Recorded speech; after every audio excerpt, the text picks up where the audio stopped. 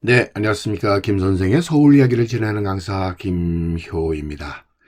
이번 시간에는 모두의 곁으로 이사지왕 대도라는 제목으로 말씀을 드려보도록 하겠습니다. 여러분들 이 국립중앙박물관이 주최를 해서 이번 달부터 12월까지 국보 순회전이 이렇게 전시가 되고 있습니다.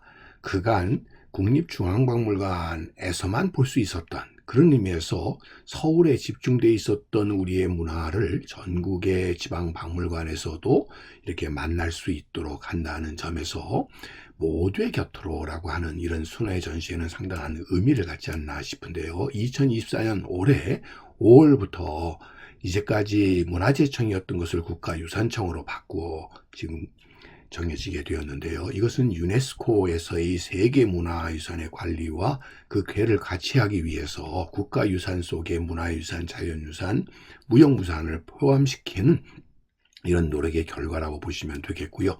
이런 국가유산사랑이라고 하는 제목 차이 잡지에서 보는 것처럼 이제까지 어느 특정 지역에 독점되어 있었던 문화가 아니라 우리 국가 전체가 함께 할 수 있는 이런 문화가 되겠다라고 하는 취지에서 이루어진 이런 전시회가 아닌가 싶습니다. 그런 전시회 중에서도 마침 제가 방문했었던 보령 석탄박물관에서 만났던 국보 순회전을 소개해 드리도록 하겠습니다. 지금 이 공문에서 보시는 것처럼 이것이 한 곳이 아니라 이렇게 다양한 지방박물관, 이런 이제까지는 특수박물관에 해당되었었던 이런 박물관에서도 국보를 만날 수 있다라는 것이죠.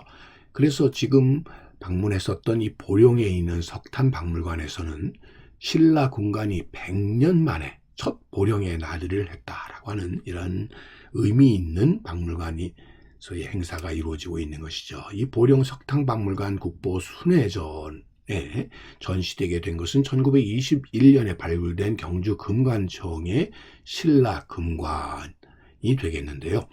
이 중에서도 이런 신라 금관과 허리띠와 더불어 주목받게 된 것이 바로 이사지왕이라고 하는 글자가 발견이 된 바로 이 큰 칼이 되겠습니다. 특별히 이 금관천 재발굴이 2015년에 이루어지게 되면서 금관이 나왔다고 해서 금관총이라고 붙여졌던 바로 이 무덤의 주인공에 대한 연구가 활발하게 이루어지면서 특별히 주목받게 되었었던 것이 바로 이사지라고 하는 글씨가 새겨진 큰 칼이 아니었나 싶습니다.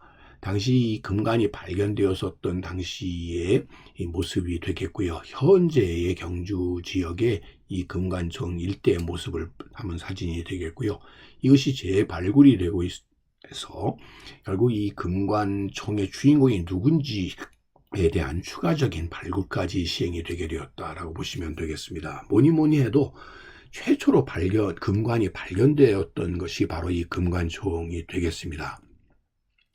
특별히 이 금관총 금관이라고 하는 것은 둥근 머리띠 위에 3개의 나무가지 모양과 2개의 사슴뿔 모양으로 장식이 되었던 것으로 이것 자체가 27cm 높이로 되어 있었던 것으로 신라 5, 6세기에 묻혀졌던 것으로 이렇게 추정을 하고 있습니다. 당시 발견 당시의 유리 건판 사진의 모습이 되겠고요.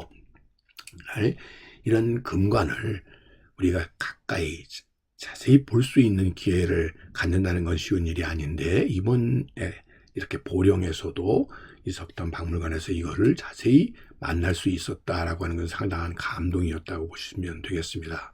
이렇게 자세히 금관의 모습을 사실 만난다는 것 자체가 쉽지 않은 일인데요. 이곳에서 이렇게 지방민들도 이런 기회를 갖는다는 것이 이 전시회에서는 특별한 의미를 갖지 않나 싶습니다. 그래서인지도 더 많은 관람객들이 보령 석탄박물관을 방문하고 있는 모습을 제가 느낄 수 있었습니다. 자, 이렇게 유리장 속에 들어있긴 하지만 이렇게 자세하게 바라볼 수 있었던 이러한 금관과 더불어 발견이 되었었던 것이 바로 이 금 허리띠가 되겠죠. 특별히 이 띠 꾸미개가 40개, 그리고 띠 느리개가 17줄로 되어 있는 것으로, 자, 이 허리띠 장식으로서는 아마 가장 최고의 아름다운 명품 허리띠가 바로 이 금관총 금 허리띠가 아닌가 싶습니다. 자, 보시는 것처럼 이렇게 허리띠 부분에 느리게로 이게 장식과 더불어 그 자체에도 무수한 금 장식이 들어가 있는 것이 바로 이 허리띠가 아닌가라고 보시면 되겠습니다. 자, 이 허리띠 장식들을 가까이에서 또 세세하게 들여다볼 수 있는 기회를 가졌고요. 뭐니 해도 가장 관심을 두었었던 것은 바로 이사지 왕이라고 하는 글씨가 새겨져 있는 이 큰 칼이 되겠습니다. 전체 길이로는 86cm에 해당이 되는 것으로 이 국립중앙박물관이 소장하고 있는 이 칼의 경우는 세 고리 장식으로 되어 있고, 이와 더불어 칼집을 비롯한 이 세 군데에는 이사지왕 혹은 이왕과 같은 글자가 새겨져 있는 것을 발견해낼 수 있었는데요. 너 이자의 이의 다른 고라고 보시면 되겠는데요.